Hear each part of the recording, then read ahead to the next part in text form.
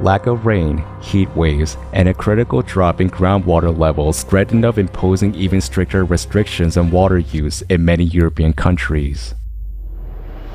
Looking back at least the last 500 years, there have not been such extreme droughts as this year. Extreme heat is emptying reservoirs and drying up rivers in Germany, the Netherlands, France, Spain, Serbia, Portugal, and other countries.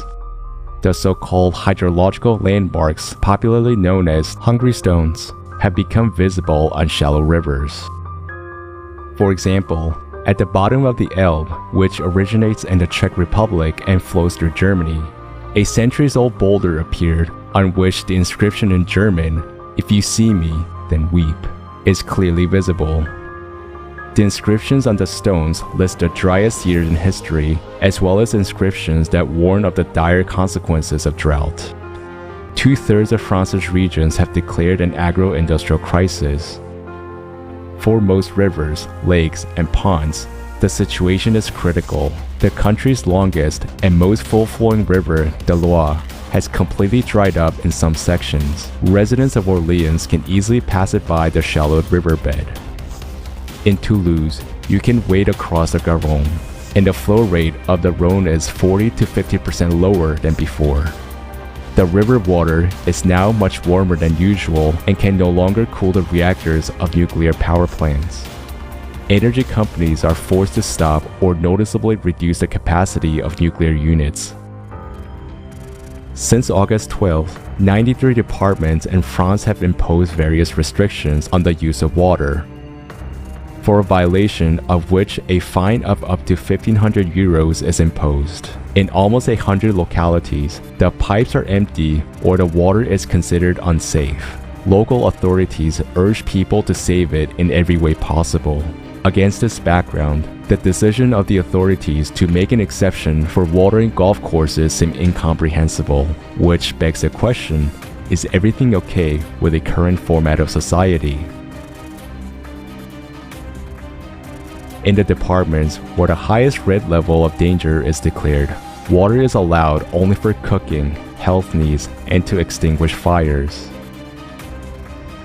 By the way, there are several large fires and dozens of small fires active in the country at the moment. Since the beginning of the year, much more territory has been burned in France than average of the last 15 years.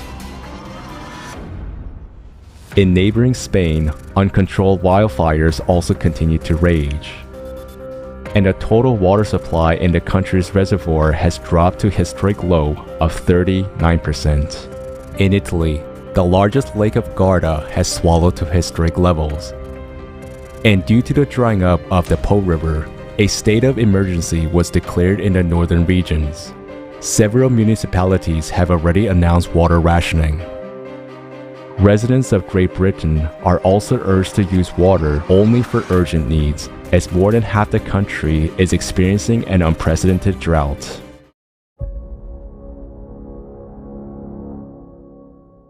The world is already divided into those who are desperately short of water and those who still have it.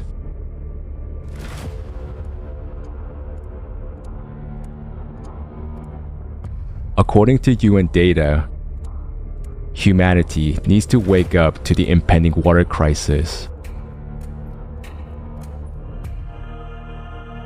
And this is despite the fact that nowadays we know how to extract water even from the air and even in the most arid region.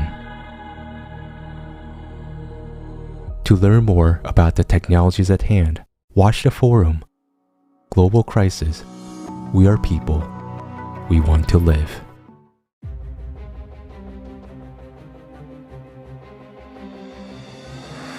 The climate is becoming more and more unpredictable, and now, any of us can find ourselves in the epicenter of a natural disaster. Unfortunately, videos of streets with turbulent streams of water and cars floating on them are already becoming a familiar sight to us. But there are people's lives behind each of such events.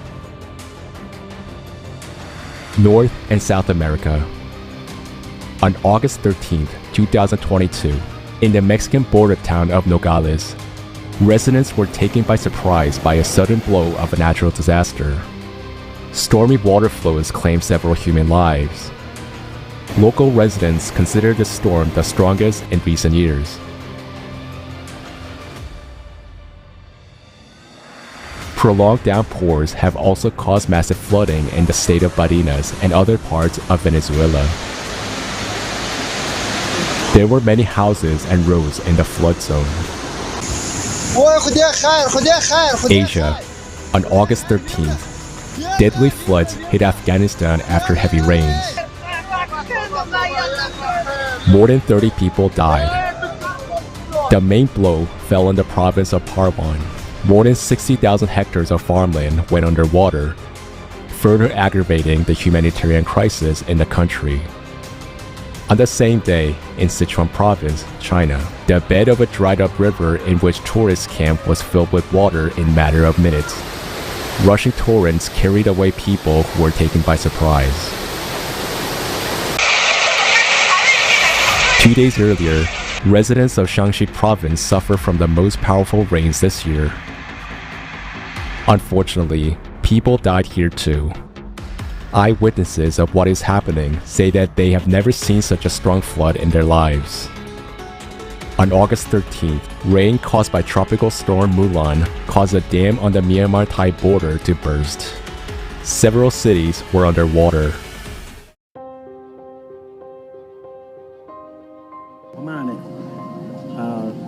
In Myanmar, towards the western hills and about 37 kilometers from Masai district, there is an earthen dam with pipeline running through it for water to pass into Pongtu in Myanmar. This dam has been breached, causing the reserved water above the dam to overflow. Therefore, since last night, August 12th, the water levels in Masai have increased. What happened was that the dike along the river was used to keep water levels under control.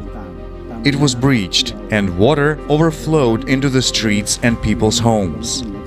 In some parts, the water was at waist and chest levels.